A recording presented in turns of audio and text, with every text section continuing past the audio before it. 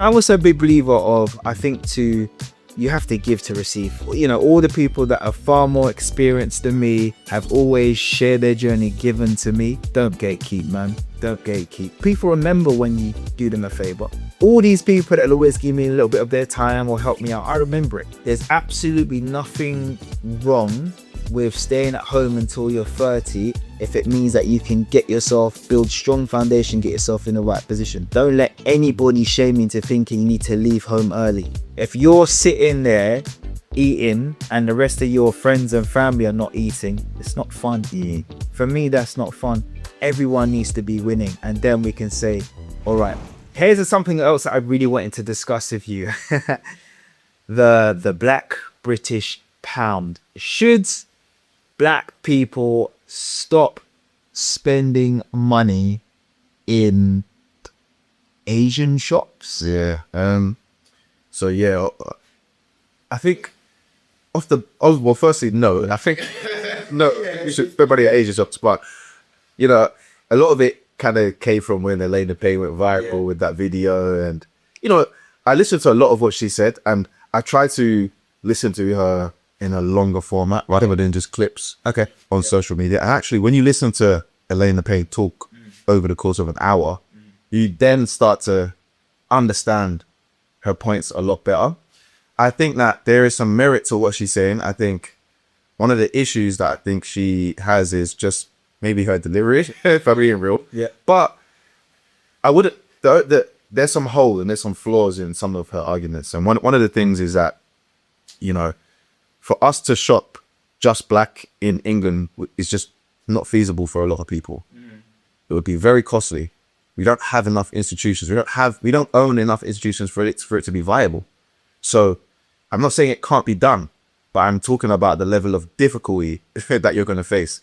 Also, what about the black people that are not in inner city London anymore? What about those of us that decided that, you know, we want to get out of London, or we want to get out of Manchester or Birmingham? Your stuff, bro. I live in Kep right now. I live in Mayhem, bro. There's like one there's one Nigerian restaurant. The food ain't that great. Yeah. And there's a hair shop, but it's owned by Asians. There is a black hair shop, but it's owned by Asians. You can get your Caribbean bits, but it's owned by Asians. So I have to drive an hour back into London to go there. Yeah, it's just not feasible. Yeah. So, and I think instead of us saying we're going to boycott them, I actually think that we should be looking at what the Asians have done. Yeah, the Pakistanis, the Indians, how they have built. And there's a few things. Family unit. Their marriage rates are a lot higher than ours. Their divorce rates are lower than ours. Yeah, absolutely. Their interracial dating is a lot lower than ours if we're keeping it a buck. So I think, yeah, I don't think we can boycott Asian shops, right? It's not feasible. But I understand, and I do think we need to do more as a community though. So yeah, it's a bit, I'm sitting on the fence a little bit, but I don't know what you...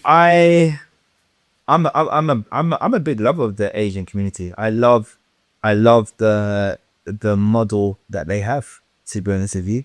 I love the fact that they value education. They have a very good model. They value education, get a high earning profession, use that high earning profession to don't waste it. So one thing that I think, I don't want to stereotype, sometimes that we do is that we love a show.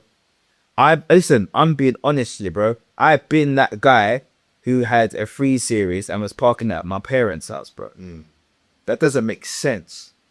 It doesn't make sense. It's true. But now, I think, why was I doing that? Because clearly I must be trying to prove that I'm someone, I think. Whereas now, like, I've actually got assets, bro. And now I roll around in my polo. I'm the happiest man ever. I couldn't care less what you think. Do you know why? Because a lot of people, you got, bro, but I've got yards. But what are you on now?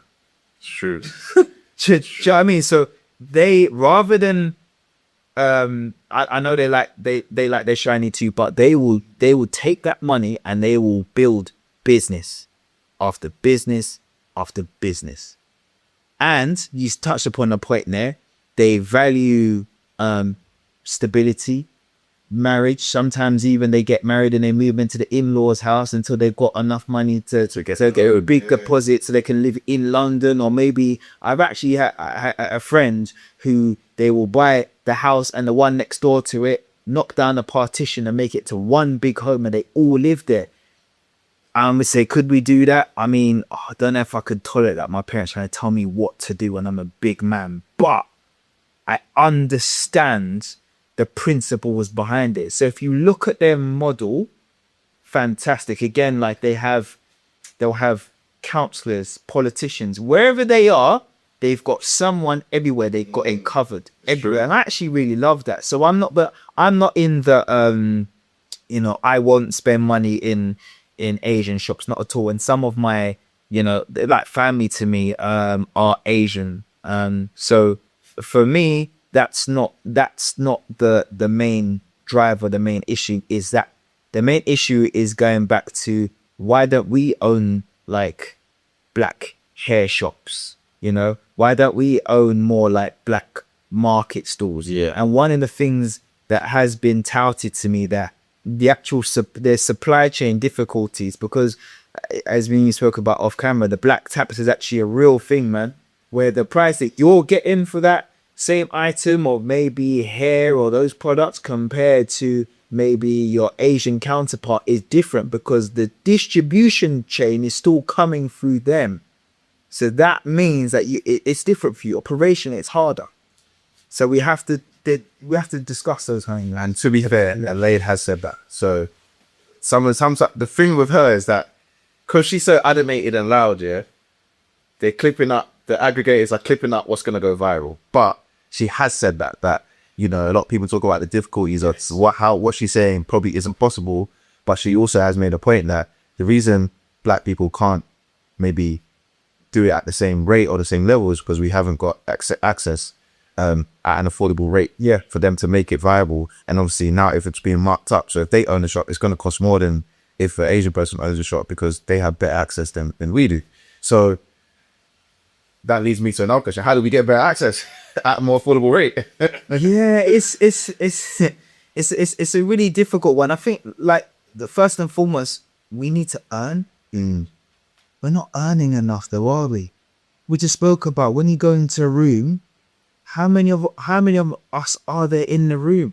We're still the minority. So maybe we should start there first, and then when we do get that money, rather than wanting to go to DLT, SDK, Sexy Fish with one fine babe, how about you just Do better things with your money. do better things with your money? Yeah. So make sure, being honest, I make sure as well within our friendship groups, we're held accountable. Let's not try and shame people because you've got a bigger car or watch. No one cares.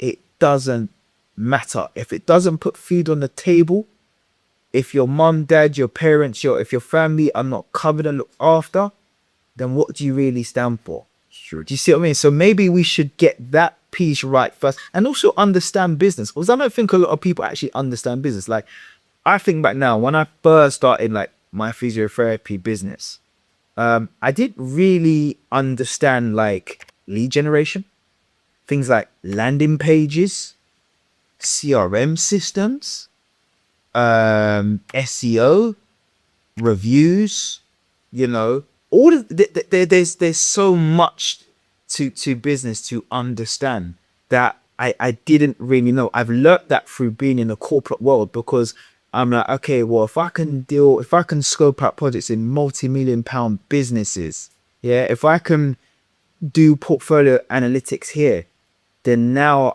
and seeing how they operate, then I can transfer that back into the things I do, And a lot of the time, like, for example, we think everything's about cadence online and stuff, bro. A lot of deals are done by a very, very good presentation deck. That, my friends, is how business is really being done. Multi-million-pound deals are done by a very good old-fashioned presentation deck, where the numbers don't lie and you are clear on what you're going to deliver. I actually didn't really realize how business works until I was getting my work experience in these actual fields. So maybe actually we need to appreciate that we actually just need to learn business first. I think a lot of us think we know business. We're like quick to set something up and create a nice little reel, and bam, it's online and TikTok shop and all. No. Business don't work like that. And also it's the type of business that we create. 100%. I think it's like 0.2 of all venture backed or fund, something to do with funding is only 0.2% of all capital deployed has gone towards black businesses. Yes. But I don't think it's because investors don't want to invest in black businesses. I just think it's the type of businesses that we choose to go down, because we're not really in SaaS, we're not really in fintech. We don't really go down those avenues. So I do think that plays a part. I think if there were more black people in those realms, we would get funding. Yeah. Because there's a lot of us who are very smart. Yeah. Like, we're not dumb. No, at all. Like, we can enter those fields, but I just think we aren't doing that. So the funding, we're not even applying for that kind of. And there's lots of like grants out there and crowdfunding platforms and competition that you can apply for and pitch. You know, like your Dragon's Den style competition. There's loads of them floated about up and down the country. Yeah. But again, the way that you pitch and the way that you articulate yourself is an art. Like, I actually know someone who was a really good friend of mine who runs an app called Money Hookup, Jay Phillips, and she did a TED talk, right? But she said to me, like, Jay, I got a coach to learn how to speak.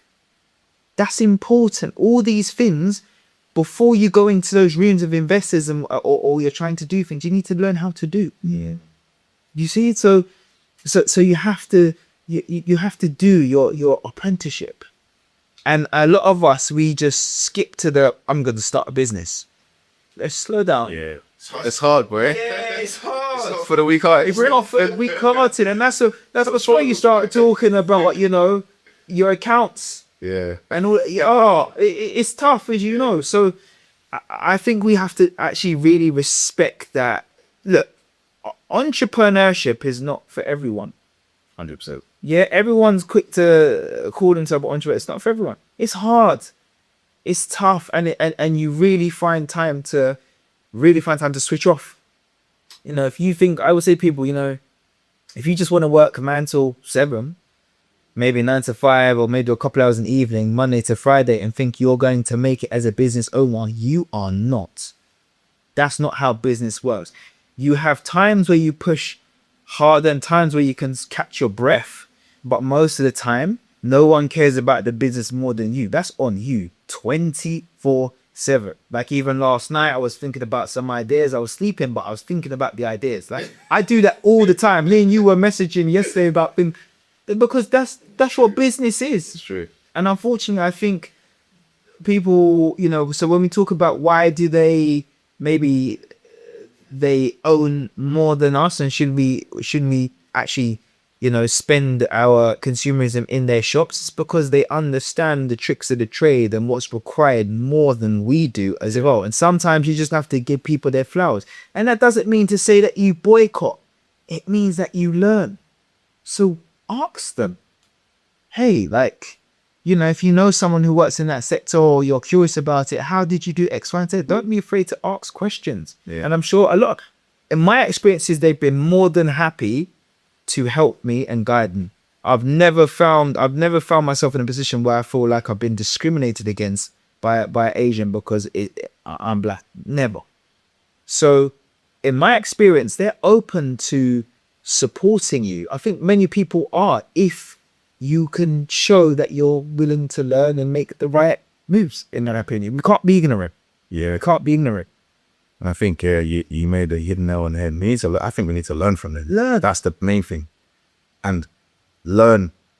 There's something we need to learn, and it is the way that the basis of what they do, outside of, some of them obviously are very religious, outside of the religious aspect, is that family unit. Yeah. Because a lot of them, 100%. it's a lot of black families, yeah, which is, we want to get out the yard quickly as we can. We want to buy or start renting. Bro, some of them, all 5 of them in the yard till they're 30, 35. Yeah. And then they leave. And you know what? There's absolutely nothing wrong with staying at home until you're 30 if it means that you can build strong foundation, get yourself in the right position. Don't let anybody shame you into thinking you need to leave home early. it doesn't make sense if you're not set up to, because as you said, they're Asians though. They will stay there, some of them, until they're married. And even after they're married, they're still there until it makes sense for them. I absolutely agree with you. I don't see why not. I don't see why not. And I think even me at times I felt to that pressure, like, there's a guy at this house. Da, da, da, da. And then I got to the point where I was like, why do I want to leave so bad? Yeah. Well, I only really felt like a proper adult when I could turn key from my own door. Right. As in, my name's, you know what I mean? Like, Yes. so no one can tell me anything. Now, that's when I really felt like I've hit true, adulting status. But my note to my younger self would have been, my parents always used to say to me, listen, and as you know, like, life is a marathon, not a sprint. You young people are always in such a hurry. And it's so true. And I, at times, is definitely somewhat in a hurry. Take your time, and the people around you, if they're good people, will say to you that you're doing the right things. They won't shame you. They won't embarrass you, because this is a long-term game. This is not a short-term game. No, it's a fact. It's a fact. Yeah, man. So we're buying black, but we're buying Asian too, basically. 100%. But we need more people like yourself owning these kind of like digital marketing agencies, having spaces that we can hire out and do things. But we need to tap into your brain to get your kind of experience. And like I said, people are scared to ask you questions. I mean, the way I got in contact with you, because I wanted to know what camera you was using, but I'm not afraid to ask questions, say, hey, if you know something I don't, I really want to understand how you've done it. But this leads me to one I could question. I could drop ego. That's fine for me. You're like that. Yeah. And I'm open to that. But a lot of people talk about how, especially in the black community, we gatekeep a lot. Like, we got this crabs in the bucket mentality. Now, I don't know if I agree with that all the way, because I don't think there's anyone I've ever reached out to where they haven't been accepted, to me personally, but that's anecdotal, so I can't say that's the same for everybody. But do you think that's a thing? Like, a lot of black people have this crabs in the bucket mentality, we gatekeep. I think it used to be, until like, because now I see loads of people giving insight like what we're doing now in terms of their portfolio and how they invest and aspects. So I think they're sharing their journey. They're giving you advice. So I think the digital era that we're in now has meant that the shackles are off. People have loosened up a bit.